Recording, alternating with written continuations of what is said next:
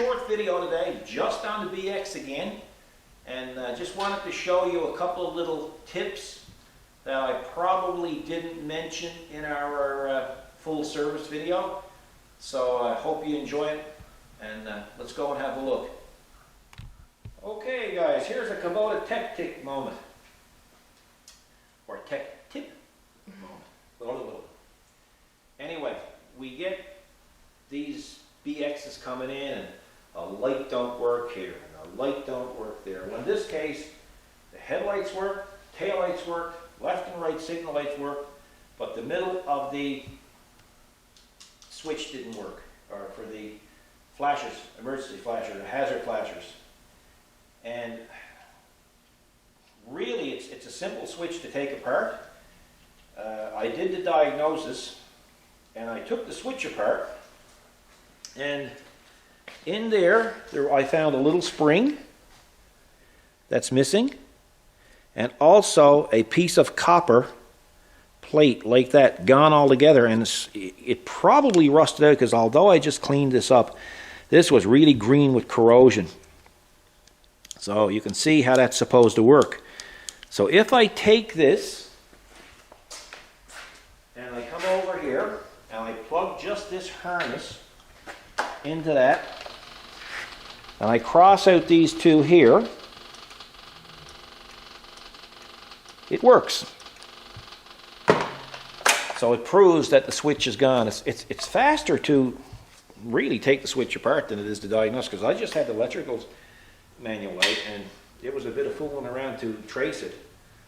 But if you looked at the contacts in the middle, you'll see it had a problem. It was burnt there, not burnt there. So it's a relatively easy fix. I don't know what the cost is going to be yet. We're waiting for the dealer to get back to us. But I just thought you might find it interesting.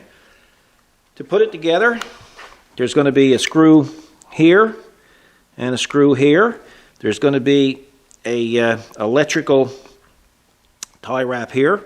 Just cut that, remove the two screws, and it pulls up like that. My advice is, if you take it out and you don't find any problems there, before you assemble it again, take some dielectric grease and smear over the contacts so that when you put it back together, you'll have a healthy switch. And that, my friends, is our Kubota Tech Tip moment. Hope you enjoyed it. Okay, we have the second tech tip that people can look out to when they're checking out their tractors. And this just requires a visual test. So if you came over with your camera and you look down here, everything looks normal. Correct? Normal to me. Right, but if you look really close and you went over here and you went like that, you'd find out those boots are cracked off. So now all the debris and crap and everything's going to get in here at your joint, and it's going to cause a premature wear. So I don't think Kubota sells just a boot. They probably sell just a full joint.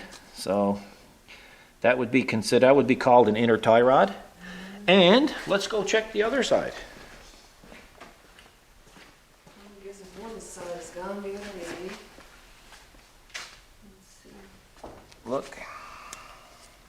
Yeah. You know, just by looking at it, it looks okay. It does. But when you get in there and you start peeling things back, yeah, what? Look, yeah, I see it. Yeah, see? See how there's cracks around the edges? Gone. Yeah, just perished out, right? Probably a tractor that's probably been left out for a while, because the rubber looks pretty perished out, right? Although it's not faded too bad. No. So it's... So what did you say they are? Tie rods? They're inner tie rods, what they are. And another thing that you can do is when you have your wheels up, you can see if you can move your axle. There's a little play there in the pivot, so I'll adjust the play. And that's the second Kubota Tech Tip moment. Welcome to a third Kubota Tech Tip moment. I got it right that time. You did. That's a tongue twister. It is. Anyway, guys, every tractor that I bring in here, especially the BX,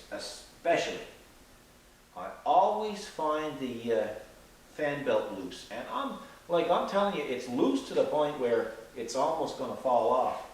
Just come over, Kathy, with your with your camera. Camera. Camera, see, look in. Look, see, I can turn that, look. Yep. And the belt's not moving, look. Oh, no, it's not. It's So- just dangling. What happens is that's gonna slip so bad, it's probably gonna burn the belt up. And also, it could cause overheating as well. So guys, always check the adjustment on your belt, and the adjustment is done through the alternator. By means of the alternator, loosen up the alternator bolts and turns. And that's the third tech tip.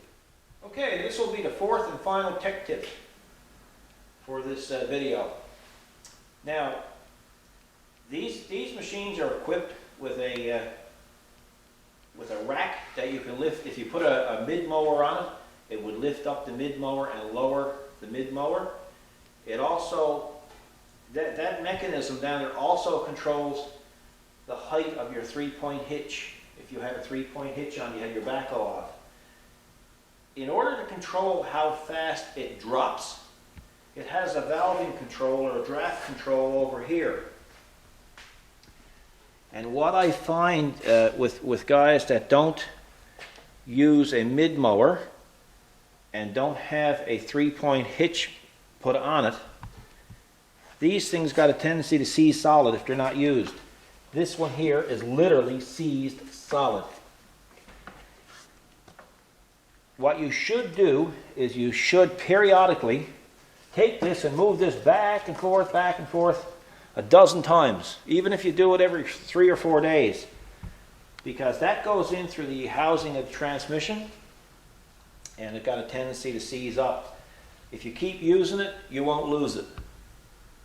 And I always suggest using it because you might not need a mid mower now and you might not need a 3-point hitch now. But 2 years down the road from now, or 2 months down the road from now, you might decide, you know, I'm going to put a chipper on the back of this. And you can pick up the 3-point hitch kit for these tractors for around 200 bucks. So you go ahead and you put your 3-point hitch on, which takes about a half an hour to do. You pick up your chipper or whatever implement you have in the back and you find out it won't lower, or it lowers too fast. That's why it's important to keep this draft control unseized. And that's the tip. Okay folks, hope you enjoyed those tips. Keep them in mind, they will come in handy. There's all kinds of little tricks, and as I stumble on them and come across them, I will definitely post a little video on them. Great machines, but they have their little inconsistencies and we need to keep on. So keep on trucking, I guess, and I hope you keep watching our channel. If you haven't subscribed, do so you don't miss out on any of these tips. And we thank everybody for watching our videos, don't we, Kathy? We sure do. Okay, so we'll see you in the next video, guys. Take care. God bless.